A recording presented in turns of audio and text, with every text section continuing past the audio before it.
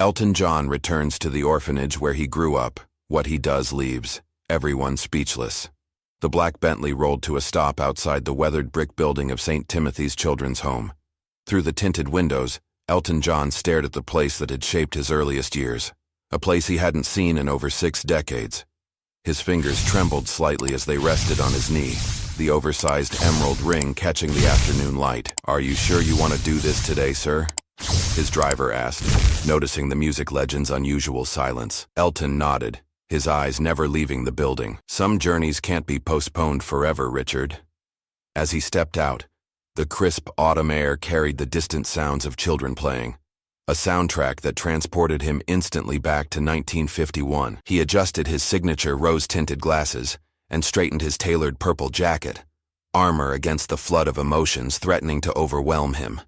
The orphanage looked smaller than in his memories. Time had worn down its edges, but the imposing oak door remained unchanged, the same door he'd walked through as a frightened 4-year-old boy named Reginald Dwight, clutching his mother's hand after his parents' bitter separation. A young woman waited on the steps, clearly trying to contain her excitement. "Sir Elton, I'm Claire Harlow, the director.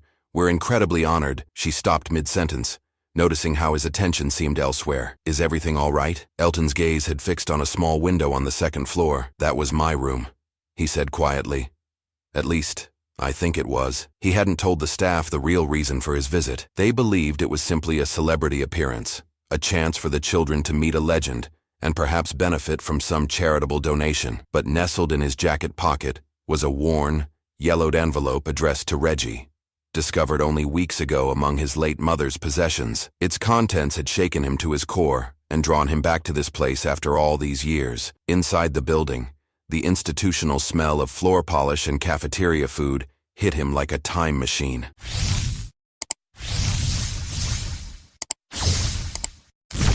Despite the modernized interior, with its bright murals and updated furniture, Elton could still see ghosts of the austere post-war facility it had once been. A place where children's laughter was often hushed, where conformity was valued above creativity. The children had been gathered in the main hall, 27 pairs of wide eyes tracking his every move. Among them, Elton noticed a boy of about 10 sitting slightly apart from the others. Unlike his peers who fidgeted with excitement, this child remained perfectly still, watching Elton with an intensity that felt strangely familiar. "That's Thomas," Claire whispered, following Elton's gaze. "He's been with us for about 2 years now. Brilliant on the piano, actually. Self-taught mostly.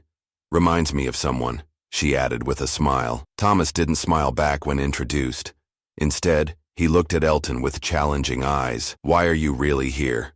the boy asked bluntly. "Famous people don't just show up at places like this without cameras." A ripple of shocked whispers passed through the children and staff, but Elton laughed. The first genuine laugh he'd managed since arriving. "You're absolutely right," he said, kneeling down despite his aging knees to meet the boy at eye level. "I'm not here for publicity. I'm here because—" He hesitated, his hand unconsciously touching the letter in his pocket. "I'm here because I need to find someone. Someone I should have looked for a very long time ago." That's when Claire stepped forward, confusion evident on her face. "I'm sorry, Sir Elton, but I don't understand. Who could you possibly be looking for here?" Elton stood slowly, his eyes scanning the room before settling on an elderly woman who had just entered from a side door. She stood frozen, teacup trembling in her aged hand, eyes wide with recognition. "Margaret?" Elton whispered, his voice suddenly that of Reginald Dwight again. The old woman's teacup clattered to the floor. "Dear heaven," she gasped. Little Reggie Dwight. No one else in the room understood what was happening, but as the two stared at each other across 6 decades of silence, the air became charged with unspoken history. "I think," Elton said quietly, "we have quite a lot to talk about." Margaret Williams had been a young caretaker at St. Timothy's when Reginald Dwight lived there. Now she volunteered 3 days a week, reading to the younger children. At 83, her body had grown frail, but her memory remained razor-sharp, especially when it came to certain children who had passed through these halls. "I never thought I'd see you walk through that door again," Margaret said, her voice wavering as she poured tea in the small staff lounge where Claire had given them privacy. "Not after you became, well, Elton John." "Neither did I," he admitted. But then I found this. He withdrew the yellowed envelope and placed it on the table between them. Margaret's face drained of color at the sight. So she kept it all these years, she whispered. Your mother never gave it to you then? Elton's fingers tensed around his teacup. She kept many things from me, it seems. The letter had been written by another child from the orphanage, a boy named Michael Harrington, who had been Elton's closest friend during those difficult years. They had been inseparable for 18 months until Michael was suddenly adopted, leaving without even a goodbye. The letter, dated 1953 and addressed to Reggie, contained a child's desperate plea not to be forgotten and a promise to return someday. What happened to him, Margaret? To Michael? Elton asked, his carefully constructed celebrity persona slipping away completely. Margaret looked down at her weathered hands. That's not a simple story, Reginald. It's Elton now, he corrected automatically, then softened. But I suppose for this conversation I am Reggie again, aren't I? Outside the lounge window, he could see Thomas sitting alone at the piano in the recreation room, fingers hovering over the keys but not playing, as if waiting for permission. Michael's adoption wasn't what anyone expected, Margaret continued. The family, they weren't what they presented themselves to be. When we discovered the problems, it was too late. They had moved without a forwarding address. Elton felt a cold weight settling in his stomach. Are you telling me he was placed with abusive people? Not physically abusive, no, but cold, using. They wanted a child for appearances, not for love. Michael wrote to you several times, but your mother... Margaret hesitated. She intercepted the letters, Elton finished, bitterness edging his voice. And the one I found was the only one she kept. Margaret nodded sadly. She believed it was better for you to forget this place. Many parents did back then.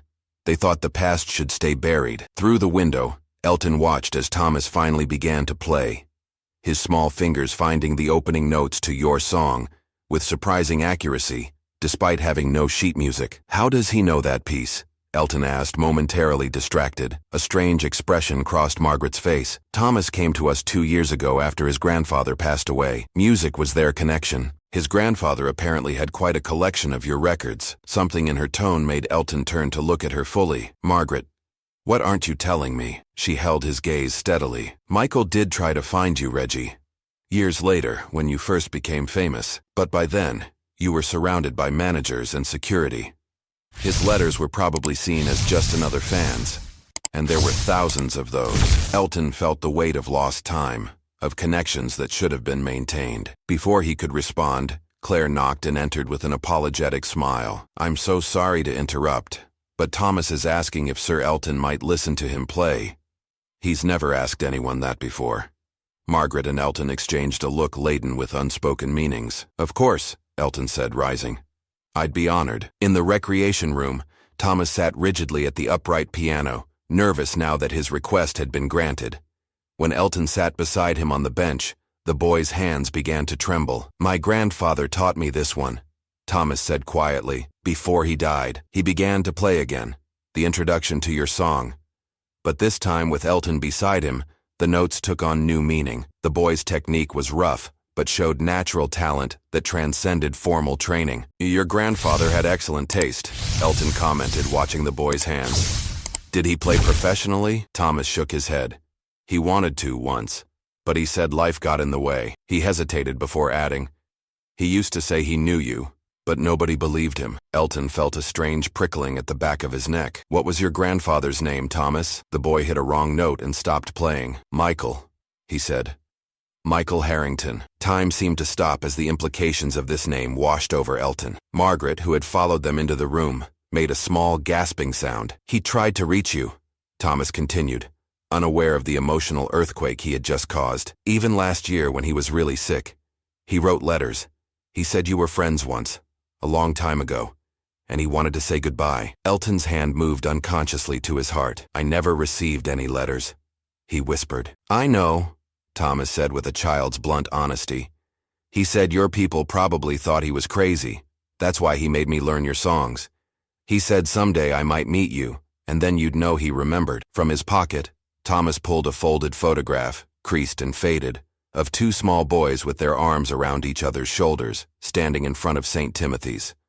On the back, in childish handwriting, Reggie and Michael, best friends forever, 1953. Elton stared at his own forgotten face smiling back at him across the decades. When he finally looked up, his eyes shimmered with tears behind his tinted glasses. "I need to know everything, Thomas," he said. "Everything about your grandfather. Will you tell me?" As Thomas began to speak, telling the story of Michael Harrington's life after the orphanage, Elton realized that what had brought him here, what he had thought would be closure for a childhood memory, was actually the beginning of something entirely unexpected. And somewhere in the back of his mind, a melody began to form, the first notes of a song he didn't yet know he would write. Character count, 5U892. The following morning, Elton's driver was surprised when instructed to return to St. Timothy's rather than head to the airport as scheduled. Inside his hotel suite, Elton had spent the night sleepless, poring over the contents of a small box Thomas had given him, Michael's treasured mementos of their childhood friendship. "Cancel my appearances for the next 3 days," Elton instructed his assistant over the phone. Family emergency. In some ways, that wasn't a lie. Through Thomas's stories and the box of memories, Elton had pieced together Michael's life. After the failed adoption, he had bounced between foster homes until aging out of the system. Despite the instability, Michael had maintained his passion for music, teaching himself piano on whatever instruments he could access. He had married young, had a daughter, Thomas's mother, and worked as a piano tuner and part-time music teacher. What struck Elton most painfully was learning that Michael had attended one of his concerts in 1974, waiting hours afterward in hopes of a backstage meeting. He had been turned away by security, who dismissed him as just another fan with a far-fetched story. When Elton arrived at St. Timothy's that day, he brought his own piano tuner and a team of movers. The ancient upright piano in the recreation room, the same model he had first learned on as a child, was being replaced with a gleaming new grand. "It's just the beginning," he explained to Claire, who watched in astonishment.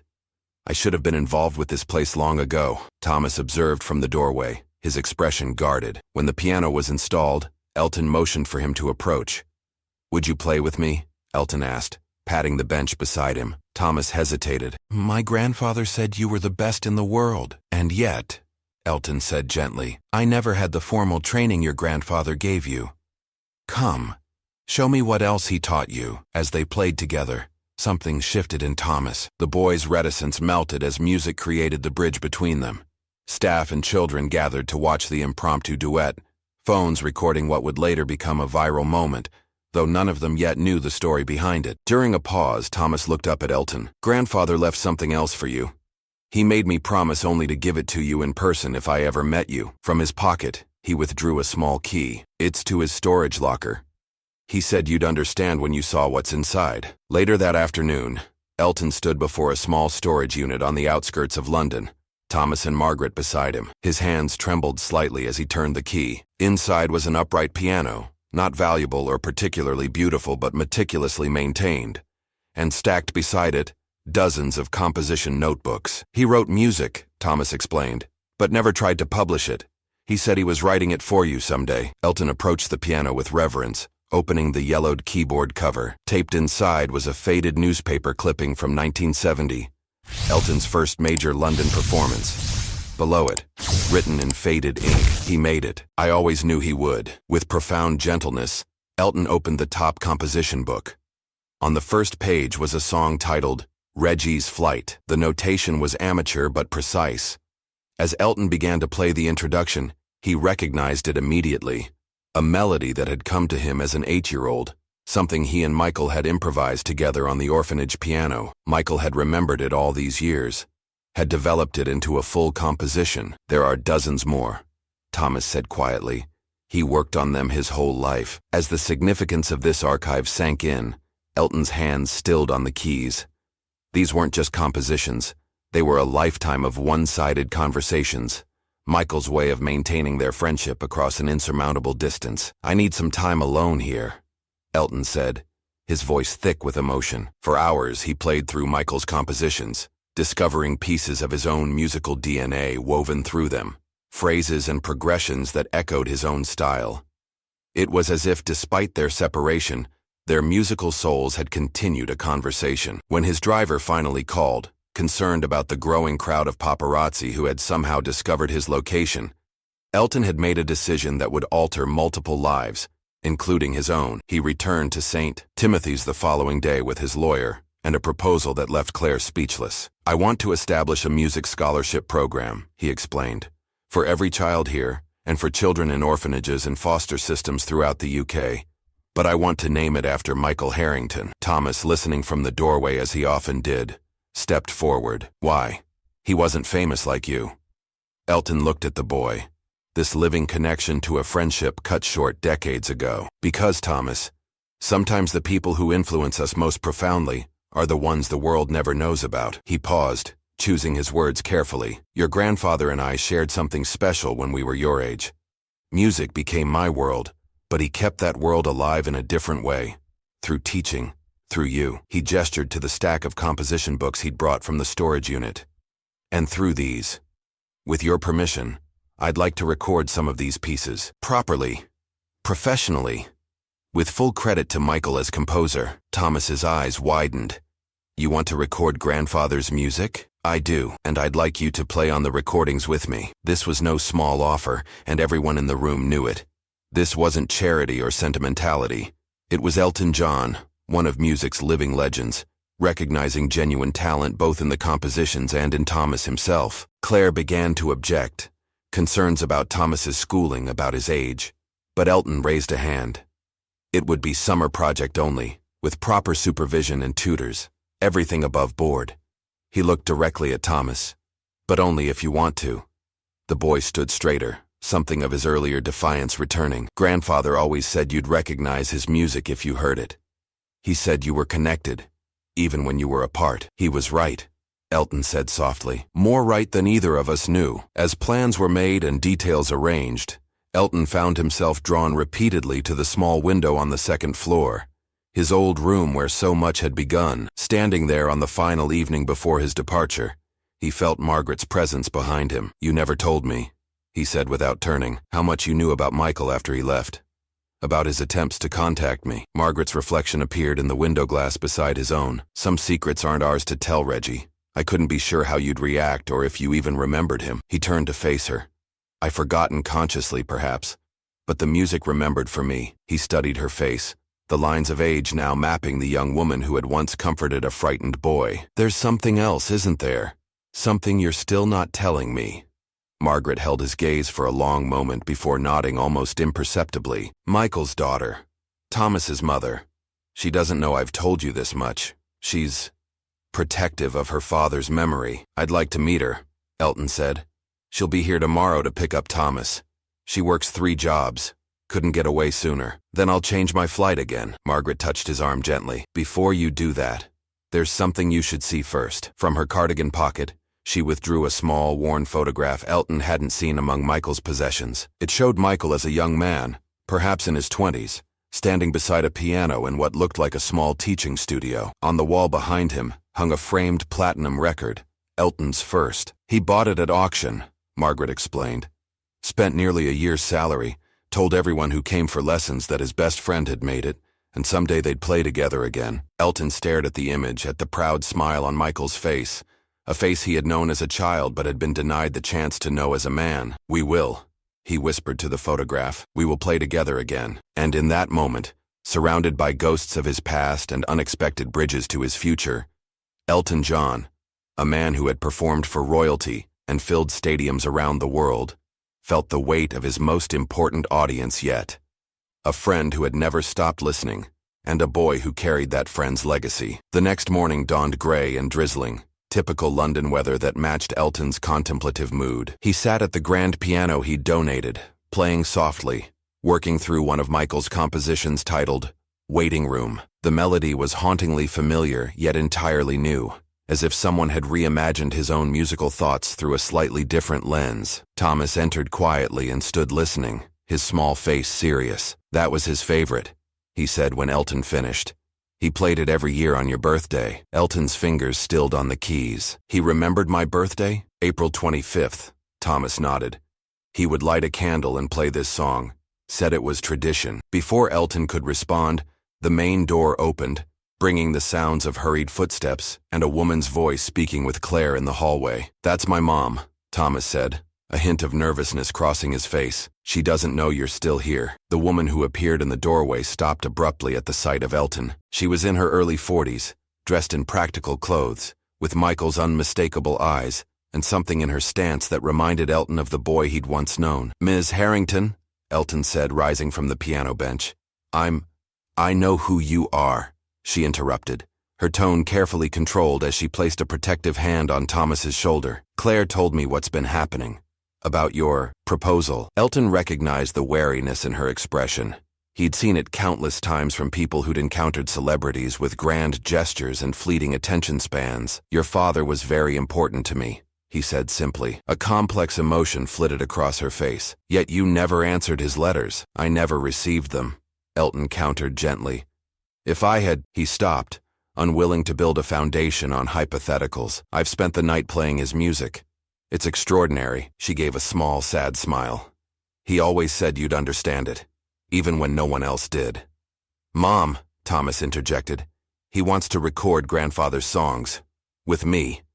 Her expression tightened. "Thomas, Mr. John is a very busy man with a very big life. These kinds of offers often sound wonderful in the moment, but this one comes with proper legal documentation, educational provisions, and a trust for Thomas regardless of whether the project proceeds," Elton finished, gesturing to the folder his lawyer had prepared. "I've learned a few things about promises over the years, Miss Harrington." She studied him for a long moment. "He never stopped believing in you, you know, even when I thought he was clinging to a childhood fantasy." She took a deep breath. "But I need to understand why this matters to you now, after all this time." It was the question Elton had been asking himself through the sleepless night. His answer came with uncharacteristic rawness. "Because I've spent 50 years becoming Elton John, and somewhere along the way I lost track of who Reggie Dwight was supposed to be." He gestured to the composition books. "Your father remembered. He kept that part of me alive when I couldn't." Something in his honesty seemed to reach her.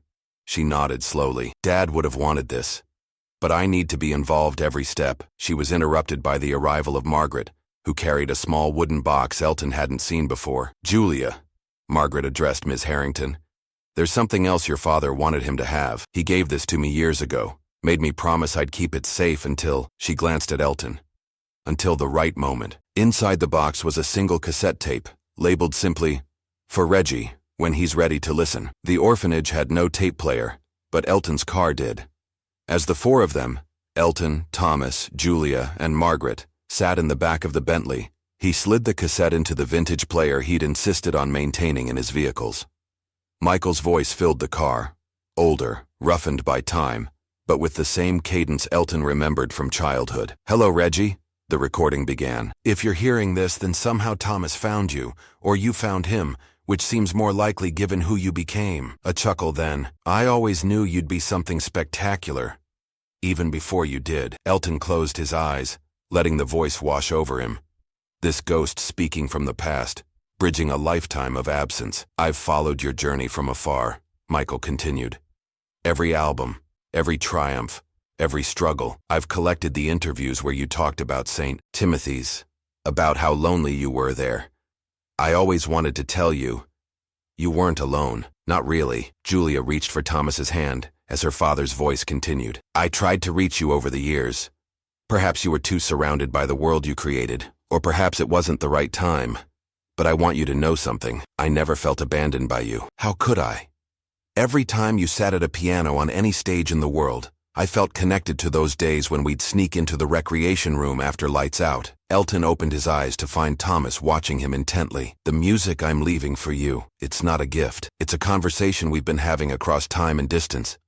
I hear you in every chord progression, in every modulation, and I'd like to think sometimes, when inspiration seems to come from nowhere, perhaps you're hearing me too." There was a pause, the sound of Michael collecting himself. "I have one request, Reggie.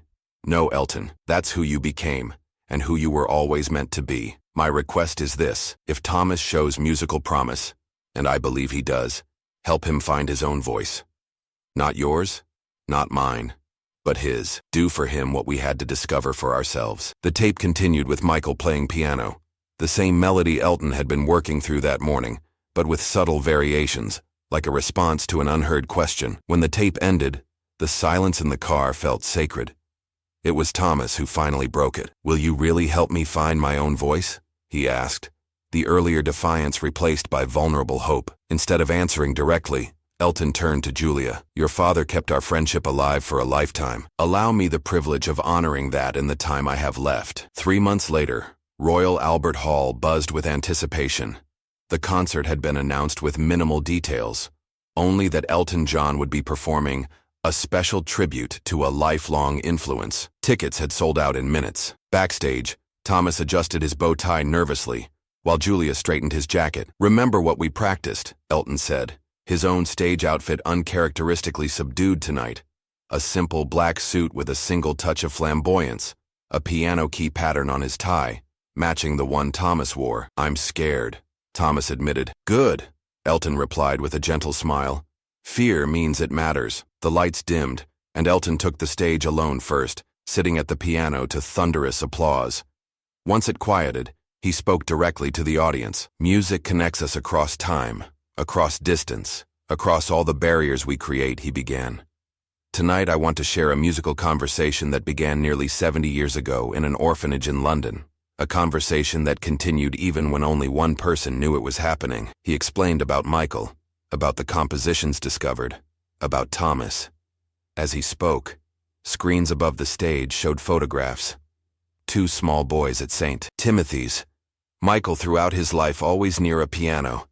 Thomas learning from his grandfather. "Tonight we're releasing an album called Parallel Play," Elton continued. "It features compositions by Michael Harrington, performed by myself and Michael's grandson Thomas.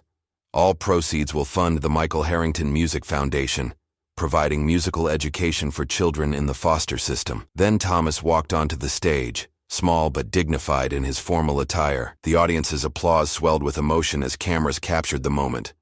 Together, they began to play Waiting Room, the piece Michael had played every year on Elton's birthday. But they had arranged it as a proper duet now, the melody passing between them, building and expanding until it filled the hall. Halfway through, the screens above them began showing footage no one had expected.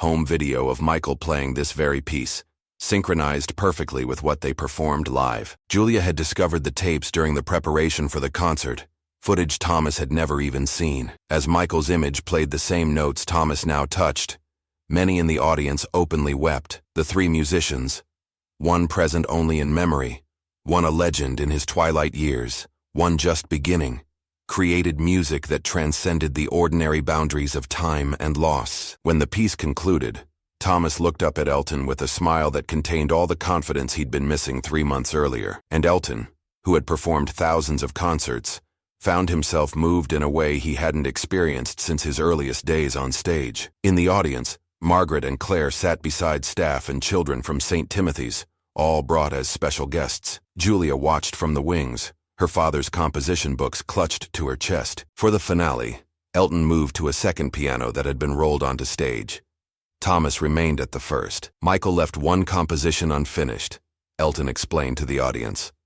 The last piece in his books had only 8 measures written, titled simply, Completion. For the past 3 months, Thomas and I have been working to finish what Michael began. What followed was something entirely new, a piece that incorporated elements of Elton's style, echoes of Michael's compositions, and something fresh that belonged solely to Thomas. 3 musical voices in perfect harmony, spanning 3 generations. As the last note faded, Elton turned to the audience. "We cannot always control who enters our lives or how long they stay," he said, his voice thick with emotion. "But music remembers what we forget, preserves what we lose, and sometimes, if we're very fortunate, returns to us what we never knew we were missing." The standing ovation lasted nearly 15 minutes. Later that night, long after the crowds had dispersed, Elton returned alone to St. Timothy's. The building was quiet, the children asleep. With permission from Claire, he made his way to the second-floor room that had once been his, now renovated as part of his donation to the facility, but still recognizable in its dimensions. He stood at the window, looking out at the London lights, and placed his hand on the glass. Somewhere in the city, Thomas was sleeping, perhaps dreaming of his stage debut. Tomorrow would bring interviews, recording sessions, the beginning of the educational program they'd established. But tonight, in this moment, Elton allowed himself to feel the presence of 2 boys who had once shared music and dreams within these walls. One had become a star that blazed across the world's stage. The other had kept their shared flame burning in quieter, equally profound ways. "We found each other again, Michael," he whispered to the empty room. "Just as you always believed we would." And though no one was there to hear it, Elton John, born Reginald Dwight, began to softly sing a melody that had come to him that very morning. A new song, yet somehow ancient, carrying echoes of all that had been lost and found again. A song about coming home.